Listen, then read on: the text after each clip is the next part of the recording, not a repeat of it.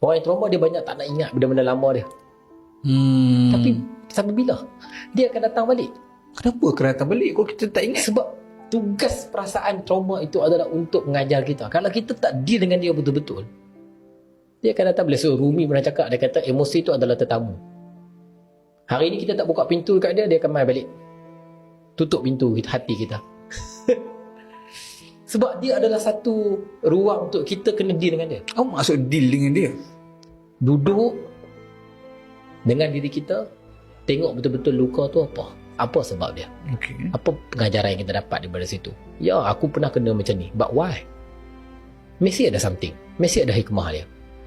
Kenapa dia ni Allah hantar dia dekat aku, rupanya untuk mengajar aku tentang ini. Dah kali aku dengan dia keli bukan main lagi. Kenapa lah? Tak sepatutnya aku jumpa dia, but there must be something. Kita selalu kena malah nak ingat dia ni, tak nak ingat. No, kita kena reverse dan ingat balik. Sebab kita kena betul-betul terima, dan lepas tu barulah let go. Takkan boleh let go kalau kita tak terima dulu.